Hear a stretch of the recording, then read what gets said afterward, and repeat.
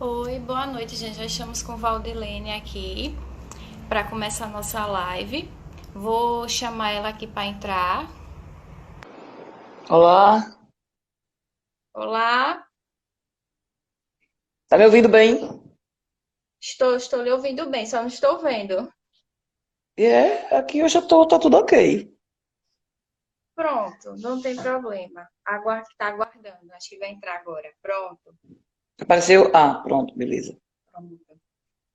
Agradecer também a presença da Instituto for Liberty do México, que entrou para assistir a live conosco. Que bom. Para conversar um pouquinho hoje sobre a interferência da educação e a violência doméstica no rendimento acadêmico, reflexões da evasão em sala de aula.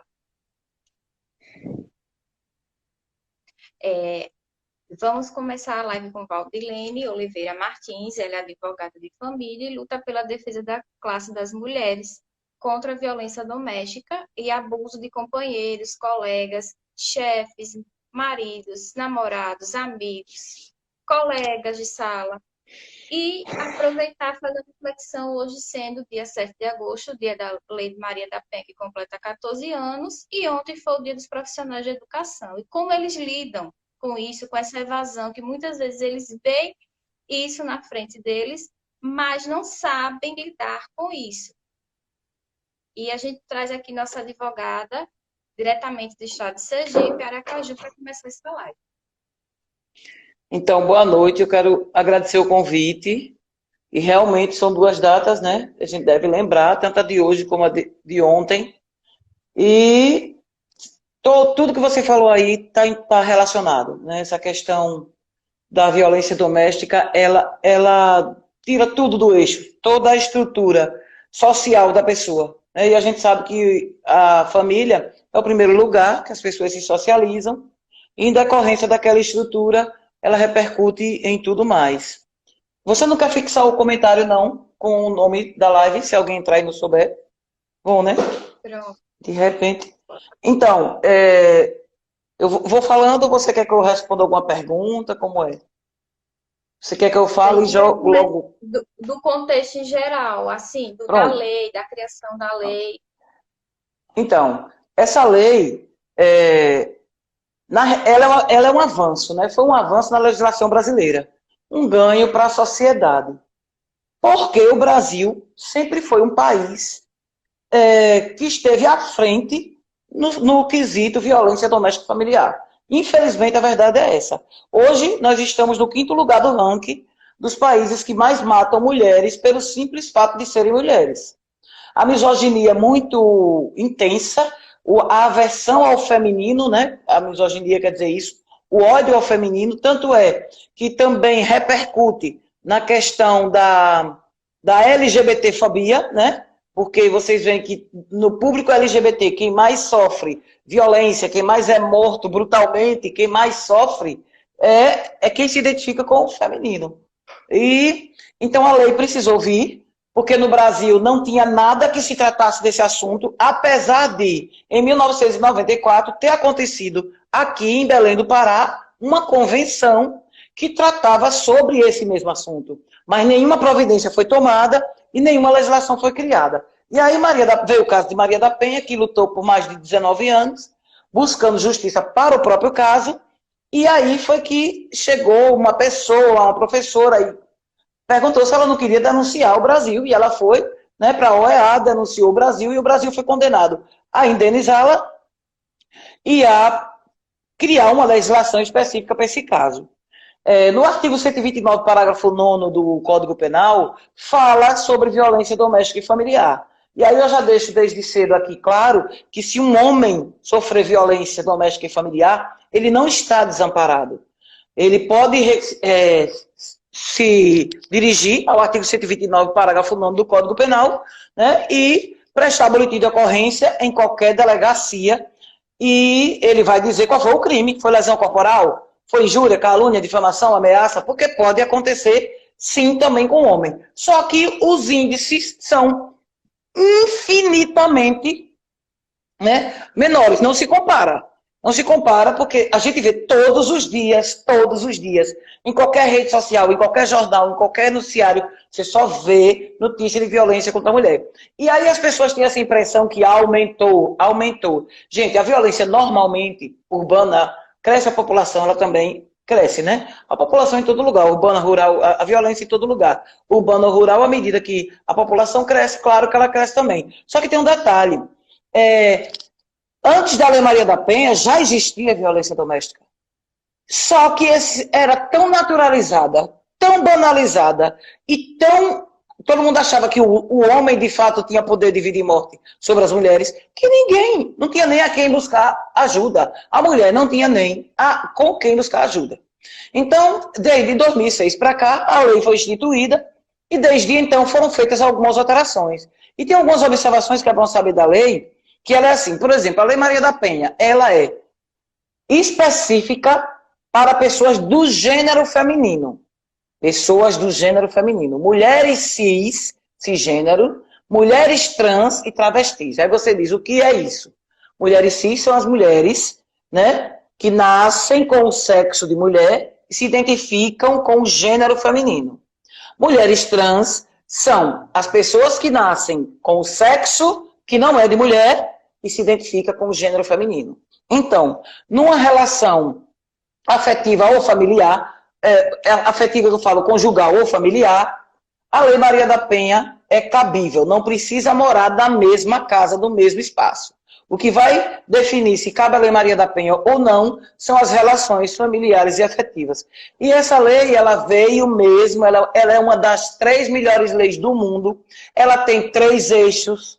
Ela tem o eixo da punição e responsabilização. Claro que se a pessoa cometer um crime, violou a lei, tem que ser punido e responsabilizado, sem dúvida nenhuma.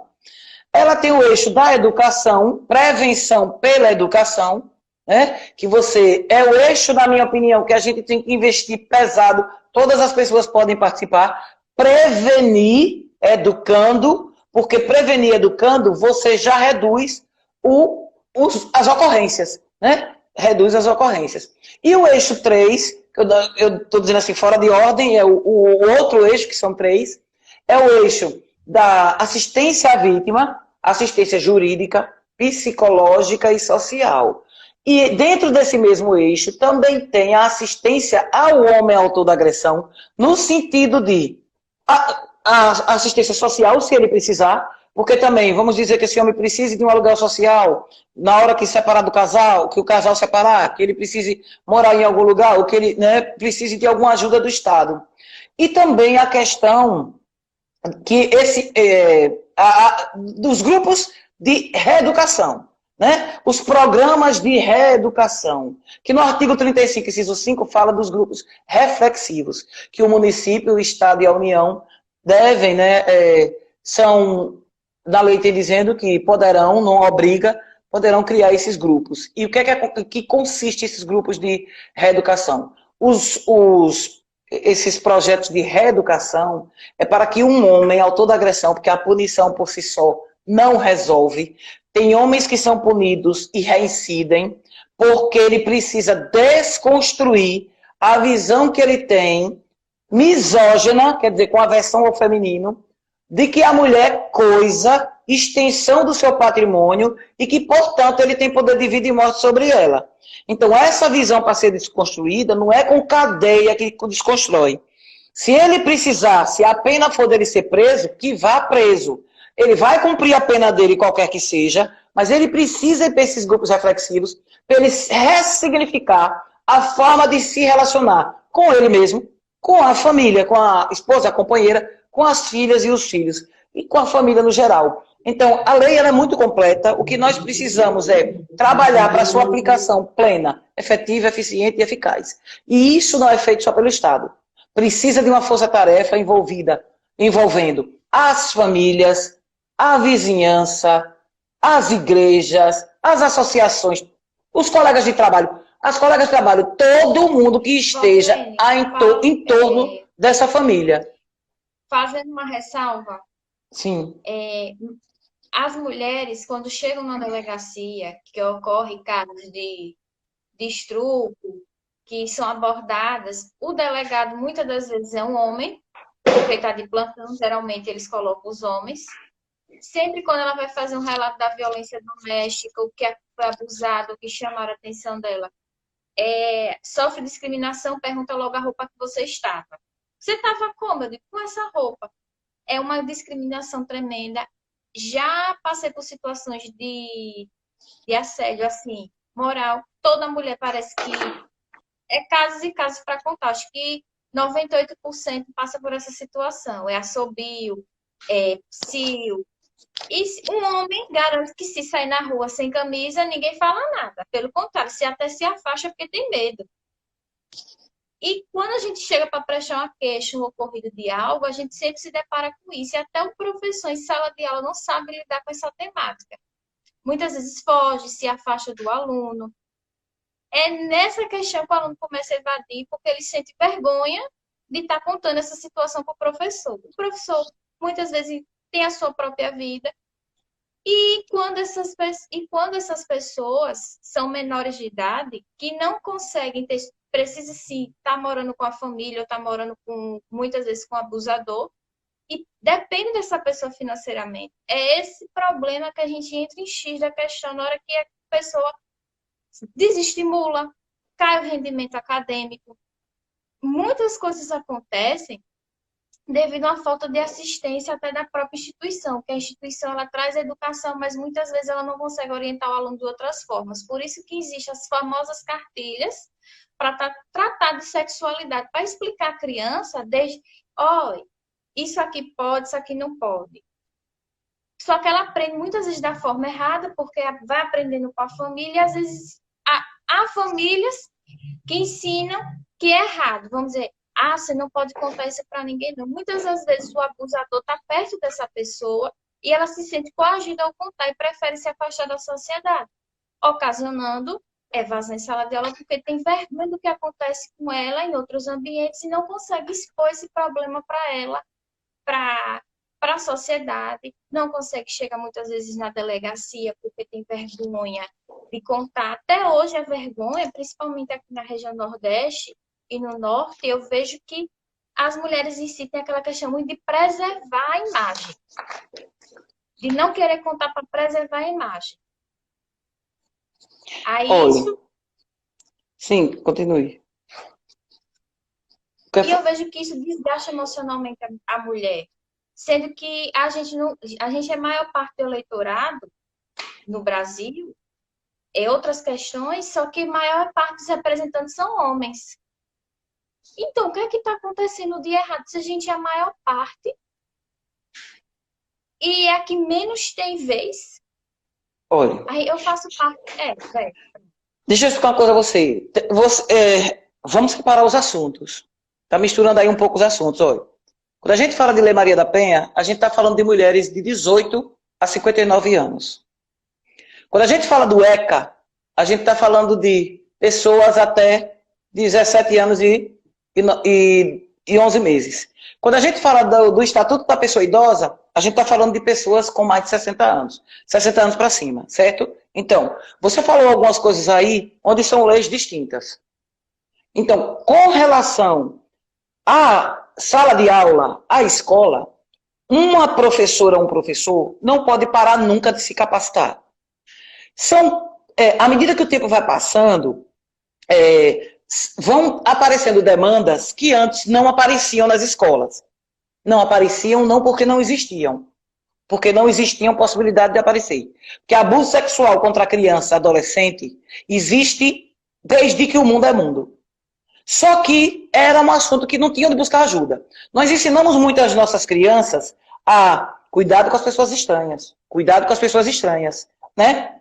Mas a gente não para conversar com nossas crianças sobre a família mesmo. Ensinar as nossas crianças a diferenciar o que é um toque de carinho e o que é um toque, né, libidinoso. A gente não para ensinar as nossas crianças o que é um beijo de afeto e o que é um beijo, né, libidinoso. A gente não para ensinar às nossas crianças que certas coisas, conversar, Eu vi algumas psicólogas falando, a gente não pode estar ensinando as crianças a chamar os órgãos sexuais com nominhos, com apelidozinhos, porque fica difícil até para se fazer uma denúncia. E eu vi, eu não me lembro onde foi, e uma criança chegou para uma professora e disse assim, tia, meu tio passou a língua no meu biscoito. Aí a professora disse, jogue fora e peça outro. A professora não entendeu. Então, assim, primeiro, a primeira coisa que a gente tem que fazer de tudo que você falou e de tudo que a gente está conversando é desconstrução. A gente tem que... Não sabe uma casa que está construída, só que a casa está um pouco velha, e ela tem os pilares. Você não pode derrubar aqueles pilares, senão vai cair tudo. O que é que você faz? Você começa a construir uns pilares novos do lado dos velhos, para quando os novos estiverem prontos, você derrubar os velhos. Então, nós temos que construir pilares novos na educação das nossas crianças, desde o seu familiar. A educação precisa mudar em casa, na escola. Porque o primeiro lugar que a violência doméstica vai é na escola, depois sai em casa, certo? Ela explode na escola. E muitas vezes aquela criança que chega mal comportada, aquela criança que chega reclusa demais, tímida demais ou hiperativa demais, quem está na sala de aula não sabe interpretar o que está acontecendo com aquela criança. Então, os professores, as professoras, têm que, além de se capacitar, eles têm que ser sensíveis para ver o que não está sendo mostrado e ouvir o que não foi dito. Certo? Todo professor e toda professora tem que começar a perceber isso. E ninguém pode exigir que isso mude do dia para a noite. Isso tem que ser trabalho permanente, né, de construção. As escolas têm que ter essa meta. As escolas têm que parar de só ensinar matéria. As escolas têm que ensinar como se deve se relacionar, né, com as pessoas. As escolas têm que ensinar como eu devo me entender. Porque eu estava vendo, eu lendo alguma coisa, eu leio outra coisa, eu vejo outra coisa, que eu não me lembro nem onde foi. Falando assim, que se uma pessoa ficasse 50 anos congelada e voltasse 50 anos depois, a única coisa que ela não ia estranhar no mundo era a escola. Porque a escola não muda. A escola não muda. É aquela forma de ensino antigo, engessado, paralisado. Tem professoras e professores que a gente percebe que vem com algumas mudanças, mas sempre tem alguma coisa que impede, sempre tem alguma coisa que empata. Então, vamos falar do recorte do ECA, que é de 0 a 17 anos e 11 meses. Toda escola tem que estar preparada ou buscar se preparar para receber esse tipo de denúncia de alunos e de alunas. Porque 88% dos casos de abuso sexual praticado contra crianças e adolescentes é praticado por pessoas da família ou de pessoas muito próximas que têm acesso àquela criança. Então, as escolas, como eu disse, o ideal é que toda escola tenha um gabinete de psicóloga, que tenha assistente social, porque precisa. Isso não é gasto. Isso não é gasto. Essa evasão escolar é como você bem disse, a criança, adolescente, não encontra um espaço para falar sobre esse assunto. Que machuca, que dói e que, sobretudo, faz a criança se sentir culpada. A criança recebe ameaças e tudo. Então, essa sensibilização tem que ser criada entre as professoras e os professores. Eles têm que começar e elas perceber que existe o Conselho Tutelar para ser acionado, né, o Ministério Público. Então, isso tem que ser sentado e pensado em cada escola. Tem a lei de bullying, que, se eu não me engano, é de 2015, que eu não sei se eu já vi uma escola fazer um projeto e dizer, aqui nessa escola tem em prática um projeto com relação à lei de bullying. O ECA fez 30 anos. Então, o que é que está sendo feito nessas escolas, além de ensinar matéria? O que é que está sendo feito nessa escola? O que é? Então, essa parte a gente tem que ver. A socialização de uma pessoa não se dá só em casa. Né? Porque muitas vezes a pessoa diz assim, aquele homem é machista, mas quem cria os homens são as mulheres. As mães ensinam os filhos a ser machista. Gente, já está errado só a mãe educar. Né? Já está errado. E se uma mãe só educa e ela replica o machismo, é porque a gente não pode tirar leite de pedra. Porque nós, todas e todos, somos criados, submersos nas lamas podres e escuras do machismo, do patriarcado. Então, para a gente sair, para a gente emergir e respirar, não é só assim. Não se desconstrói uma cultura de milênios em 100 anos. Então, o que acontece? A gente tem, nas escolas, tem que ensinar sim, tem que conversar sobre sexualidade com as crianças têm que entender as mudanças corporais que acontecem quando vai passando para a adolescência, as meninas, os meninos têm que entender o que é um toque de carinho, como eu acabei de dizer, o que é um toque libidinoso, as meninas têm que entender o que é consentimento. Nós criamos muito as meninas para serem propriedade dos meninos. Você não pode, homem não gosta de mulher de cabelo curto, homem não gosta de mulher gorda, homem não gosta disso, daquilo. Parar de dizer isso, você tem que vejam quem elas são e, sobretudo, ensinar amor próprio. E os cuidados, né? O cuidado é retirado da socialização do menino. Cuidado, gente, é uma habilidade humana. Um homem que sabe cuidar dele mesmo, que sabe cuidar da casa, que sabe cuidar das crianças, que sabe cuidar da esposa doente, do pai e da mãe doente, ele não tem problema nenhum. Pelo contrário, ele é multifuncional. Ele não é imprestável. A gente tem que ensinar os homens e as mulheres a fazer essas coisas, independente de gênero. Né? Porque quando a gente cria homens imprestáveis, o que é que acontece? Eles crescem e eles vão atrás não de uma companheira, mas de uma extensão da mãe. De uma extensão da mãe. É isso que acontece. Então, quando a gente fala da Lei Maria da Penha, a gente está falando de pessoas de 18 a 59 anos, né, e 11 meses. O que é que acontece? As mulheres são ensinadas que homem é assim mesmo, que ruim com ele, pior sem ele é o pai de seu filho, e existe um fator dependência financeira. A maior parte das mulheres que vivem em relacionamento abusivo dependem financeiramente do agressor. Outra coisa que existe com relação à violência doméstica, tanto com criança e adolescente, como com a mulher nessa faixa de idade, como com pessoa idosa. O que é que acontece? O algoz. O algoz é a pessoa que a vítima ama. Vocês têm que entender isso, que não é fácil. Uma coisa é eu denunciar um homem que me xingou em algum lugar, ou um colega de trabalho, ou uma pessoa que passou na rua e roubou meu celular. Outra coisa é eu ir denunciar o pai de um filho meu, um homem que eu durmo com ele, que eu tenho relações íntimas com ele, e que eu amo, e que fiquei com ele porque escolhi para ser meu parceiro o resto da vida. É muito diferente. Uma coisa é você denunciar uma pessoa de fora, e você denunciar um pai, um irmão, que praticou um abuso sexual. Um avô, né? Uma coisa é você denunciar uma pessoa de fora, outra coisa é você denunciar um filho, uma filha, um neto, um bisneto que praticou algum tipo de violência. As pessoas precisam parar de julgar as vítimas de violência e acolher. Essas pessoas precisam, sobretudo, ser ouvidas e acolhidas para ver o que é que elas podem fazer. Então, as crianças têm essa dificuldade de denunciar porque muitas vezes não sabem, se sentem mal com aquele fato. Uma criança que é abusada. Porque quando a gente fala em abuso, gente, a gente não está falando só de abuso sexual. Tem o abuso físico, que são os espancamentos. Tem o abuso psicológico, né, que é aquele sofrimento psicológico causado à criança. E tem o abuso sexual. Então, uma criança que passa por isso, os algozes dessa criança, a regra, são as pessoas que ela ama. Pai, mãe, irmãos mais velhos, né, irmãs mais velhas, avós, avós, aquele compadre, aquele padrinho, aquela pessoa que tem aquele acolhimento dentro da família.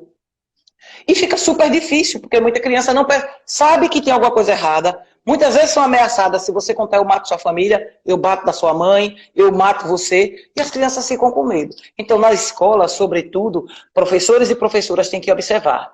Uma criança hiperativa demais, um adolescente hiperativo demais, praticando bullying demais, pode ter certeza que tem problema aí. Ver uma criança reclusa demais, num canto demais, isolada demais, pode ter certeza que tem problema aí. E aí, quando a gente vai para a Lei Maria da Penha, né, que essa é um sofrimento enorme das mulheres, porque elas são desacreditadas, né, não é uma questão de preservar a imagem, é uma questão de preservar a família.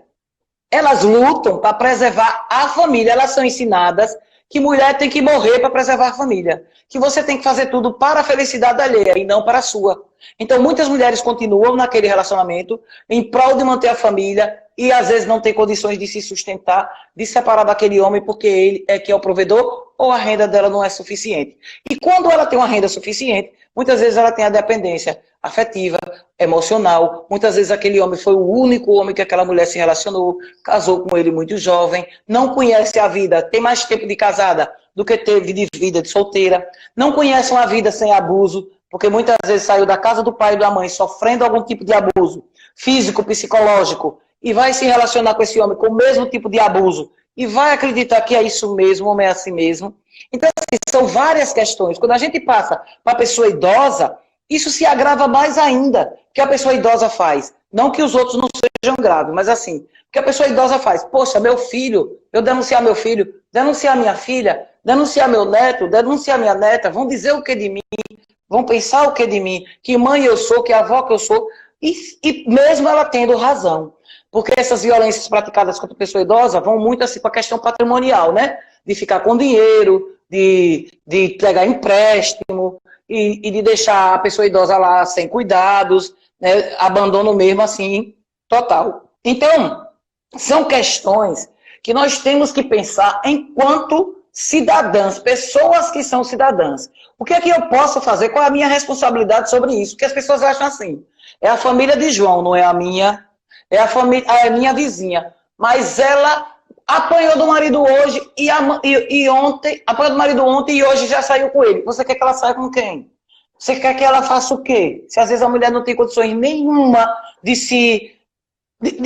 determinar o que vai fazer, não tem autonomia. Tem mulheres que nessa pandemia estão vivendo literalmente em cárcere privado. Nós temos pessoas que chegaram denúncia até mim, que a mulher não tinha um telefone para fazer uma ligação. Ela foi de um povoado para fazer feira com ele, uma vez por semana, e ela encontrou uma amiga, conseguiu dar um sinal para a amiga, dizer que estava precisando de ajuda, sem que ele visse. E a família veio, essa amiga veio atrás, chegou até mim, e a gente foi, montou uma estratégia para buscar essa mulher. Então, assim, é muito fácil julgar, sabe? É muito fácil julgar essas mulheres, é muito fácil julgar essas pessoas idosas, é muito fácil julgar até pessoa adolescente, que tem gente que diz, essas meninas têm um tipão de moça, olha a roupa, como você acabou de dizer, olha a roupa que ela está vestida. Gente, estupro e homem, moleque, canalha, existe antes da menina existir, entendeu? Homem, por que nem todos os homens são assim? O povo diz, mas é uma questão cultural, é uma questão histórica dos homens agirem assim. É, sem dúvida nenhuma. A violência doméstica contra a mulher é uma pandemia milenar, já existia antes do coronavírus. E a gente vive nessa pandemia. Então, assim, é uma questão cultural? Sem dúvida nenhuma. É uma questão histórica? Sem dúvida nenhuma. É uma questão até política, né? Porque política nem sempre é partidária. Mas, sobretudo, é uma questão de caráter, ou da falta dele, ou da deficiência dele. Porque se não fosse assim, todos os homens praticavam violência. E nós conhecemos muitos homens, todo mundo conhece, homens que não praticam violência contra suas filhas, contra suas mães, contra suas esposas, namoradas. Tem muitos homens que não praticam isso. Então, precisa que o agressor tenha um caráter compatível com a prática. Você está entendendo que não é uma questão só cultural, é uma questão só de histórica? Então, nós somos a maior parte da população, como você falou, mas nós somos subjugadas com relação ao direito. Nós só passamos a ter direitos iguais pela lei do século XX para cá, século passado para cá. A legislação feminina veio a ter uma alteração praticamente de 1932 para cá. A partir de 1932, o Código Eleitoral permitiu que a mulher votasse. Mas como era permitido? Só votava a mulher que o marido deixasse, mulher casada que o marido deixasse. E mulher viúva que tivesse renda. Depois, em 34, na Constituição, botaram lá, tiraram essas restrições, todas as mulheres puderam votar. Mas como era o voto dessas mulheres? De cabresto. As mulheres não tinham acesso às informações que os homens tinham, né? E aí era voto de cabresto. Nós somos mais de 50% da população. O resto da população são os nossos filhos. E mesmo assim nós somos subrepresentados na política. Nós precisamos de mais mulheres na política, urgentemente. E eu considero as eleições municipais mais importantes de todas. Por quê? Porque a base municipal, sabe? O legislativo municipal, ou seja, a vereadora e o vereador, o executivo municipal, ou seja, o prefeito e a prefeita, são os políticos que estão mais próximos da população. São essas pessoas que sabem do que a população está precisando. E a população tem que, sobretudo, saber o que deve cobrar. Não precisa você ser formado em nada. Não precisa você ser gênio. Mas, para saber, não precisa você ser gênio para saber que um político que lhe dá um saco de cimento poderia pegar esse saco de cimento, juntar com outro e construir uma creche. Uma creche que favoreceria todo o seu bairro, todo o seu município. O político que lhe dá um colchão, sabe? Ele poderia investir esse dinheiro em aluguéis sociais para pessoas que não têm condições de pagar um aluguel.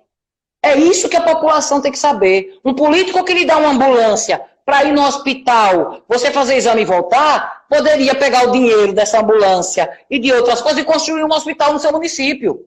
É isso que o povo precisa saber. O povo tem que parar de se contentar com pelanca. É um ditado vulgar que se diz, mas eu vou dizer aqui que fica mais fácil da gente entender. Você paga por filé e leva osso. Vende o voto. Quem vende o voto não tem direito de exigir nada.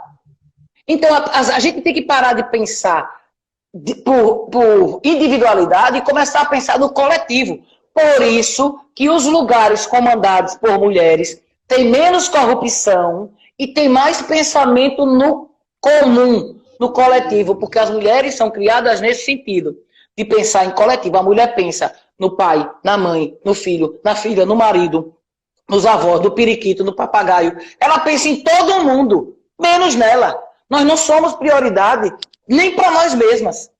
Então, assim, como é isso? Grupos políticos, a mulher não é prioridade porque acha que a mulher vou assistir a live porque lá tem homens, tem mais poder, tem mais engajamento. A gente fica na postura calada, de não dizer nada e só esperar. A gente sempre participa de tudo e só quer o mínimo das pessoas, do público, e a gente sempre acaba recebendo a pancada. Olha, escuta, e o que é pior? A legislação, o direito, sempre respaldou a sujeição feminina. O direito e as religiões sempre respaldaram a humilhação da mulher e a predominância do homem. Hoje o direito não respalda mais, mas algumas religiões ainda respaldam. E o que é que essas religiões fazem? E aqui eu não estou falando de religião de ninguém, e eu acredito que a pessoa tem que ter fé no que ela quiser, a pessoa tem que ter a religião que ela quiser. Agora, religião é assunto de cunho privado. Religião não é para levar para a Câmara Municipal, religião não é para levar para a Assembleia Legislativa, religião não é para levar para o Senado, religião não é para levar para a Câmara de Deputados, não é para levar para o governo do Estado, não é para a Prefeitura, não é para levar para lugar nenhum. É coisa de cunho privado da sua casa, da sua família. Tem a sua religião e use para você, né? É para você colocar nas suas ações e não na vida dos outros. O Brasil é laico. Então o que é que acontece? As religiões, o que é que elas fazem para manter a sujeição feminina? Como o direito não dá mais esse respaldo, a Constituição de 88 veio aí bem clara, né? São 32 anos, se eu não me engano, né? 32 anos, que diz, homens e mulheres são iguais perante a lei. No trabalho, na família, não existe mais cabeça do casal, não existe, o ECA retirou, eu me lembro já. Então, não existe mais esse comando do homem como tinha, né? O pátrio poder, é isso que eu queria dizer. Não existe mais o pátrio poder, existe o poder familiar, né? Então, são essas coisas que o direito tirou. A mulher para trabalhar não precisa mais autorização do homem, a mulher para viajar não precisa de mais autorização do homem. Algumas coisas estão sendo desconstruídas aos poucos. Mas o que é que algumas religiões fazem? Não são todas, algumas. Bate de frente com o feminismo. O que é o feminismo? O feminismo é a luta, é uma reação. O feminismo é uma reação contra o machismo. O que é o machismo? O machismo é uma ordem posta, vigente, que humilha, avilta, estupra, espanca e mata mulheres. Todos os dias. Todos os dias, que você não queira ver, você vê lá. Inconformado com o fim do relacionamento, né? Homem ataca a ex-namorada. Homem mata a ex-esposa. A gente só vê isso. Você não vê ao contrário. E tem deles que mata os filhos e as filhas junto. É para você ver como é coisa assim, coisa bárbara. É coisa de bárbaro. Né? Uma coisa assim, absurda. Então, o que acontece? A gente vê esse tipo de ação. Muita gente acha que isso é briga de casal.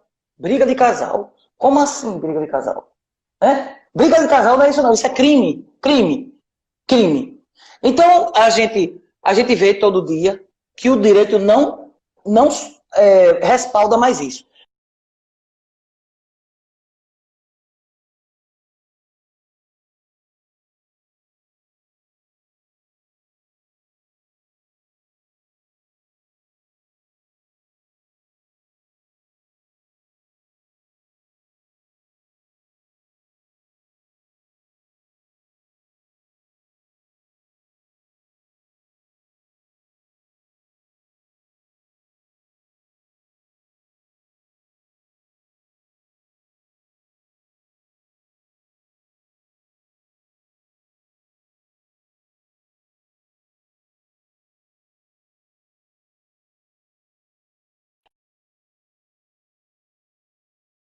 Mais radical, o pessoal mais que não presta mesmo, né? Até nas igrejas tem. Então você não pode generalizar as igrejas por aquele pessoal que está ali capitalizando dinheiro, que está ali se aproveitando do sofrimento alheio, que está ali praticando estelionato, né? Porque isso acontece, em todo lugar pode acontecer. Então você não pode nivelar as igrejas por baixo. Você não pode pegar uma pessoa que faz isso e dizer que todo mundo faz. Então, o que é que eles fazem? Eles pegam uma pessoa que faz alguma coisa errada no feminismo e diz que todo mundo faz. Que o feminismo é coisa do demônio, que é coisa do diabo. E aí eu digo, quem foi a pessoa que bateu mais de frente com todo o tratado que era dado à mulher no Antigo Testamento? Jesus. Jesus veio e disse, joga a primeira pedra quem nunca pecou, quando estava aquela mulher lá que adulterou, porque era para ser apedrejada a mulher, o homem que adulterou não. Né? Então, assim, a conversa mais longa de Jesus, registrada na história, foi com uma mulher. Jesus, quando ressuscitou, apareceu para uma mulher. Né? Então, Jesus se retirava com Maria Madalena e passava tempos e tempos conversando em particular com ela. Ela era quem patrocinava mais as caminhadas dele. Então, são várias coisas que as pessoas não sabem e que são omitidas, porque exige o recorte da misoginia para retirar a mulher de cena. Então, o que acontece? Tem várias coisas que falam na Bíblia com o comportamento de Jesus. Jesus falou com a samaritana que era proibido. Jesus falou com a mulher no lugar onde a mulher não passava, não podia chegar. Então, assim, são várias coisas. Então, se essa história, o que está na Bíblia, você vê pelo comportamento de Jesus que ele nunca subjugou mulher, nem nunca considerou mulher inferior a ninguém. Então, o que a gente quer é a igualdade. Aí, o que é que faz? Na nossa sociedade hoje, o feminismo choca mais do que o feminicídio. Aí você vê lá, uma mulher tomou um tiro na cara, tomou 20 facadas, uma mulher tocou fogo nela, ninguém se choca. Aí tem feminismo, apareceu mulheres com seios de fora. Ai, que absurdo, caiu o mundo. A Globeleza passou 20 anos dançando na televisão com os peitos de fora, ninguém nunca disse nada. Certo? Ninguém nunca disse nada. Aí, pronto, nós estamos lá na luta pela igualdade, porque o que é que aconteceu? A luta do feminismo veio, a mulher conseguiu o voto, tem uma evolução aqui, uma história. A mulher, o estatuto da mulher casada foi revogado, a mulher já foi considerada relativamente incapaz. Tinha época, e eu tenho 55 anos e eu me lembro disso, que mulheres não precisavam ter CPF, usavam o CPF do marido, como se fosse um ser que não existisse. Então, o direito não respalda mais isso. O artigo 7º da Constituição diz que a mulher é igual no trabalho. Vem uma porção de coisa, como eu falei aqui. Aquela tese da legítima defesa da honra que os criminosos usavam para matar a mulher, né? Essa tese foi por água abaixo em 91. Então, assim, teve uma evolução, né? Uma evolução, o direito não respalda mais isso.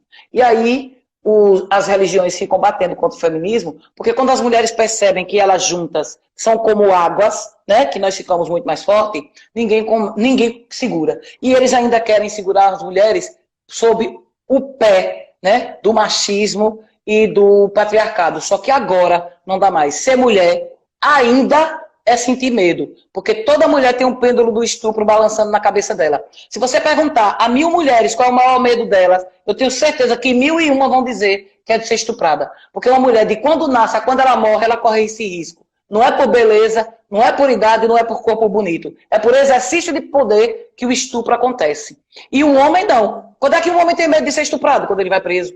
Porque a cadeia está lá cheia de homem. Então é isso. Sabe, eu vou parar um pouquinho para você continuar aí, se tiver alguma pergunta. Então, Val, eu vou falar um pouquinho, faltar uns 11 minutos para a gente acabar. Já? Já live. Já vai dar 9. Meu Passou, Deus! a gente nem sentiu. A gente vai ter que marcar uma a outra. Me diga uma coisa, você está vendo a hora aí, onde tem escrito ao vivo? Você está vendo aonde essa hora? Estou vendo no meu relógio. Não, ainda não clique aí no vermelhinho onde tem ao vivo. Aí marca o tempo. Tem 41 minutos. Falta então, 19 minutos. Pronto. Sim, fica à vontade, vamos lá. Então, a nossa maior reflexão de cidadãos de educação é tratar dessa questão do professor ter essa habilidade de identificar o que está acontecendo com o seu aluno. Muitas das vezes ele não consegue identificar o que está acontecendo. Muitas vezes acontece do preconceito em sala de aula e você não faz algo por onde acontecer isso. Sempre é aquela pergunta e sempre bate na mesma tecla e a gente não consegue resolver a problemática. E o professor precisa ter o quê? Um curso, né? Mas é isso que eu estou falando, para poder ter um aluno.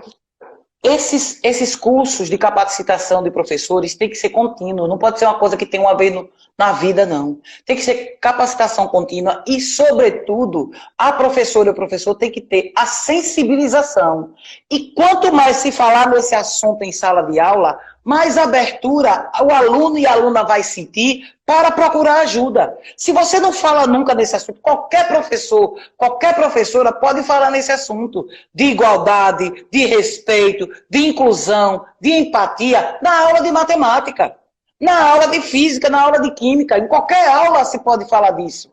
Entendeu? Agora, o que não pode é um professor estar com piadinha, né? Dizendo que mulher no volante perigo constante, que isso aconteceu porque a mulher era loura, que isso aconteceu porque isso e aquilo, por decorrência da roupa que a mulher estava. Um professor e uma professora é que não pode estar rendendo essas piadinhas. Sabe por quê? Porque professor e professora são, na minha opinião, eles compõem a categoria profissional mais importante e relevante do mundo. Deveriam ser os profissionais mais bem remunerados da face da terra. Porque quando uma médica erra, uma pessoa pode morrer. Quando uma advogada erra, uma pessoa pode ir presa. Mas quando um professor, uma professora erram, você detona gerações, porque você está construindo caráter, você está construindo personalidades. Então você pode detonar gerações. Então, o profissional, no meu ponto de vista, o mais importante que tem na face da terra, entendeu? Porque é uma mescla de pai, de mãe, de tudo. Não que, claro que tem coisas básicas que você aprende em casa. Respeitar as pessoas, dar bom dia, né? Ser uma pessoa urbana, você aprende em casa. Mas na escola tem esse complemento que é necessário. E uma professora e um professor tem que ter a habilidade de conversar determinadas coisas, num recorte, né? Por dentro. Não precisa ter uma matéria para falar desse assunto. Isso pode ser feito, né, intrinsecamente dentro daquela matéria. Eu queria lhe pedir licença para falar aqui, que teve uma pessoa que falou aqui, ó, foi Marcele, eu não sei se ela está aqui ainda, ela disse assim, e nós, mãe de meninos, também temos responsabilidade sobre os homens que estamos educando. Eu discordo de você, Marcele. Isso é um pensamento extremamente misógino e machista. Nós, mães de meninos, temos as mesmas responsabilidades que eles, pai de meninos. Então, a partir do momento que você educa sozinha, já está errado. Já está totalmente errado. Porque você tem que ter responsabilidade de educar seu filho, mas o seu marido ou o pai deles, mesmo que não esteja presente, tem a mesma responsabilidade. Mas aí, se você não tiver, se ele não estiver presente, ou porque morreu, ou porque é canalha mesmo e foi embora, entendeu? Que você se torna uma mãe solo, é outra coisa, né? Mas lembrando que uma pessoa não se socializa só em casa. Um homem não adquire a personalidade machista só dentro de casa. né? Ele pode ter uma família dentro de casa que não ensine essas coisas a ele e ele se socializar na escola, no trabalho, no lugar que ele frequenta, como um machista. Então, não coloque a responsabilidade nas mulheres. A gente tem muita mania de culpabilizar as mulheres pela chuva e pelo sol. Sabe? A gente faz assim. Para a mulher a culpa, para o homem a desculpa. Foi embora de casa, deixou a esposa e os filhos. Ah, alguma coisa ele não achou em casa. Foi embora, deixou o marido e os filhos. Vagabunda sem vergonha. Né? Então, é isso que a gente tem que parar, de culpar as mulheres por tudo, pelo sol e pela chuva. As mulheres são mães que educam. Os homens são pais que precisam educar. Sobretudo pelo exemplo. Porque a palavra convence, mas o exemplo arrasta. Então, a gente tem que chamar os homens para a responsabilidade e parar de culpar as mulheres. Porque a socialização de um homem não se dá só em casa. Então, é isso que a gente tem que observar. Sim. Você quer falar algo? Até nas organizações, quando a gente faz parte, acontece de, muitas das vezes, acontece da maioria de sofrer discriminação até da própria mulher. A própria mulher em si discrimina a outra por não participar. Sim, como é que você quer que seja diferente? Não, olha, Prince, nós somos educadas do mesmo jeito. Como você quer que seja diferente? Pense bem. As pessoas dizem, vige, uma mulher fazendo isso, uma mulher replicando o machismo. Sim, querida, sabe por quê? Porque mulheres são criadas para replicar o machismo. Mulheres são adestradas. Homens são criados para serem machistas. Homens são brutalizados. Para a gente perceber isso, não é só um estalo de dedo, não.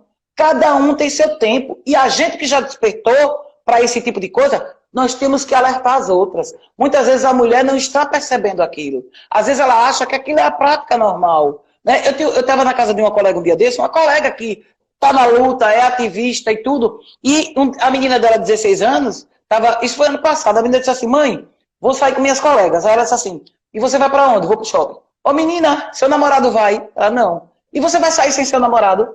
Eu olhei assim para ela, eu disse, não acredito. Quando a menina saiu, eu disse, como é, mulher? Eu sou casada há 28 anos, eu saio sem meu marido. Você quer que sua filha de 16 anos só saia com o namorado?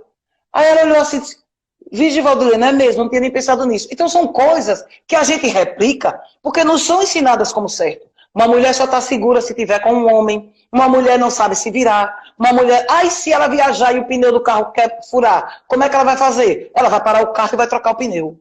Sabe? Porque nós não somos doentes, nem somos débeis mentais.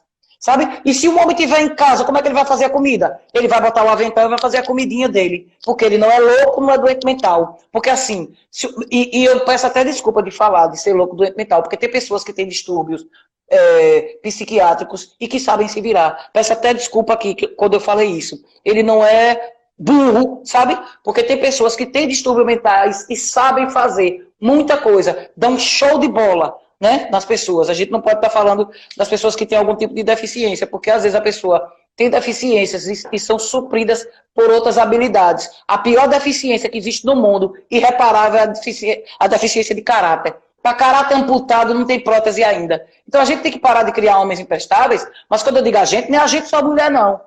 A gente família. A gente família. Até porque hoje as famílias têm múltiplas faces. Tem famílias de mães só, de pais só, tem família de duas mães, de dois pais, irmãos e irmãs criando os irmãos mais novos, tem avô e avó criando os netos. Então tem várias faces de família hoje e que a gente tem que respeitar. A gente tem que fazer assim. Eu não concordo, beleza, respeite. Ame sua família e respeite a dos outros. É só isso que a gente tem que fazer. Não precisa fazer mais nada. O mundo seria um lugar bem melhor de viver. O que eu digo a esses professores e essas professoras, que a profissão deles é um sacerdócio, a profissão delas é um sacerdócio, eles precisam, sobretudo, ser pessoas sensibilizadas, tem que estar buscando sempre informação, e as escolas têm que dar essa abertura, porque senão, volto a dizer, quando professoras e professores erram, as gerações caem por terra. Com certeza, e a gente está passando pelo momento que essas diferenças estão cada vez mais gritantes. Durante a pandemia, estourou os casos, porque estão mais perto dos agressores. Isso. Estourou o caso de violência, não só das mulheres, que a gente aborda, de crianças, jovens, adolescentes e idosos. Hoje, em especial, a gente trata dessa violência doméstica porque as mulheres, em sua maioria, elas são a maior parte da educação básica, elas que são as professoras, mas são as que têm menos voz na cadeia de comando global.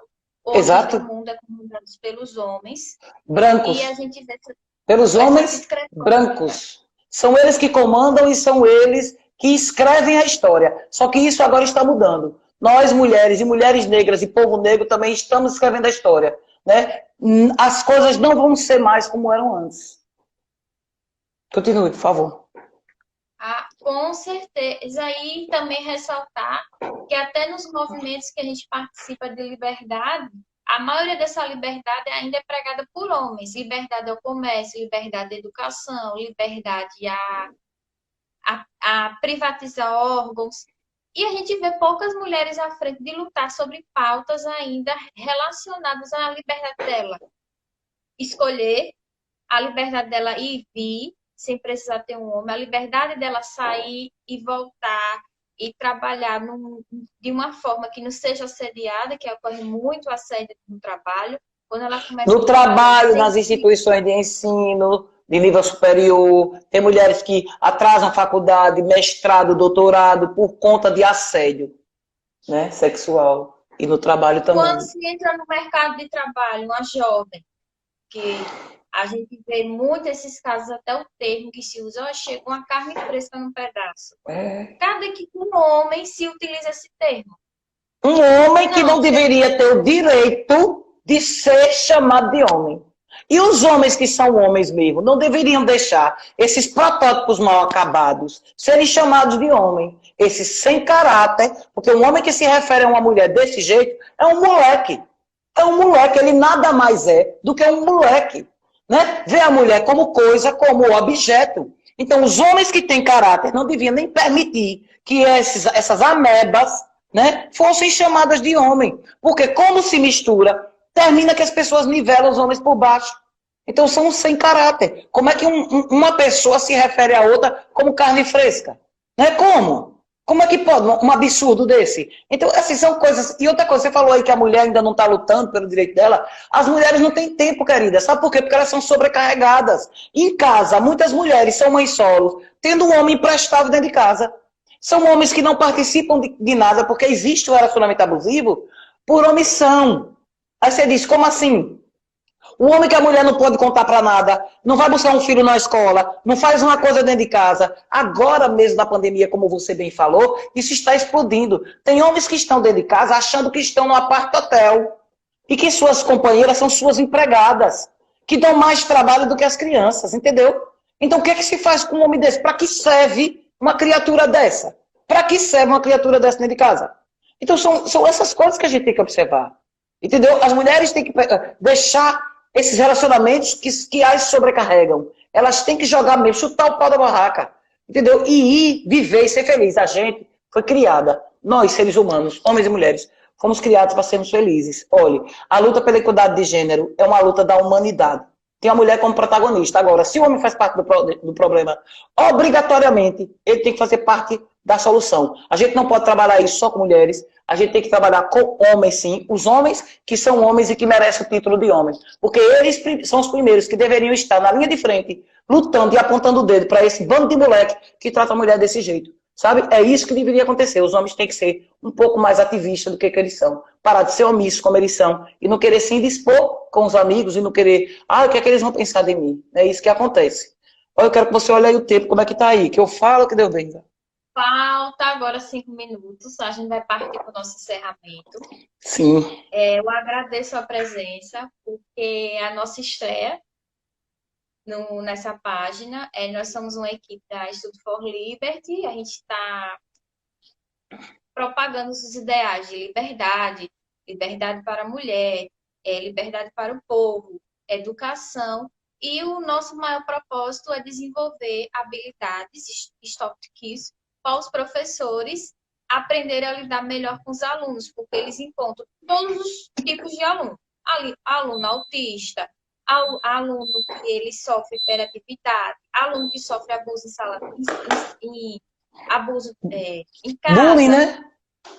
bullying, o serem bullying, que agora é a modalidade da época. Quando eu era mais jovem, era mais nova, não existia o serem bullying, porque eu ainda fui daquela geração que a gente não tinha tanto acesso à telefonia aqui no Sergipe, no Nordeste.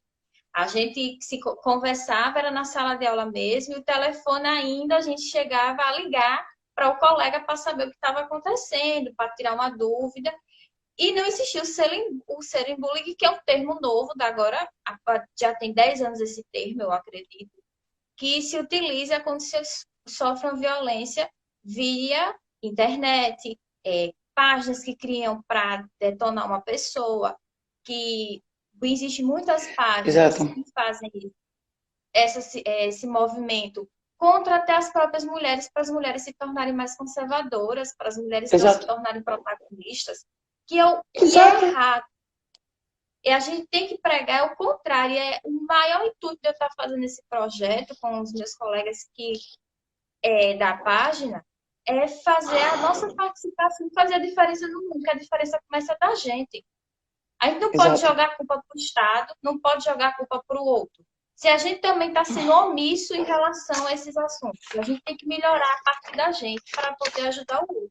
Não Olha, sempre você pedir para o veja, outro.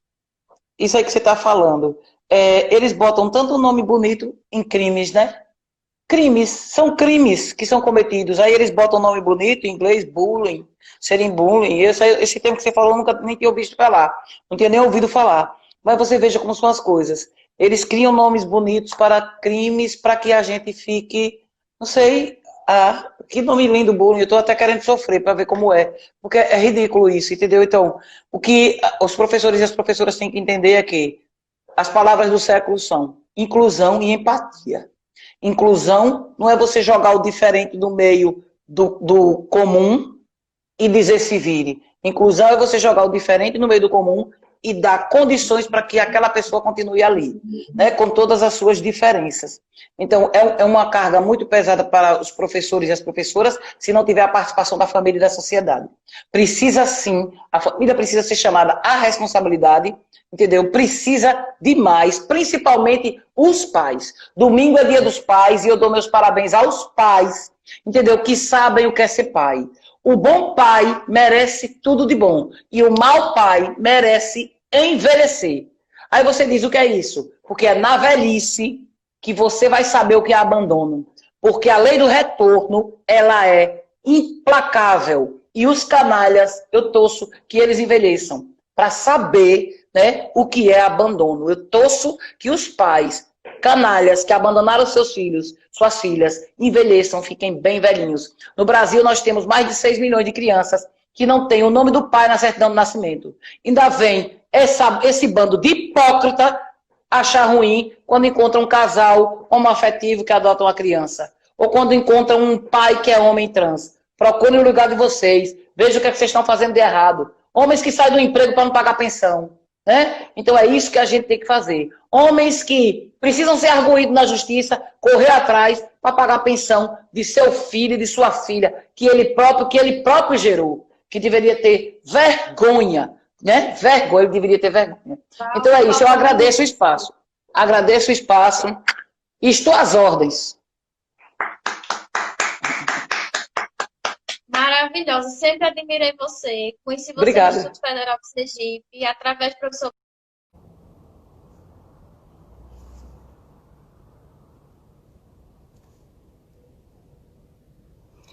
Boa noite, gente.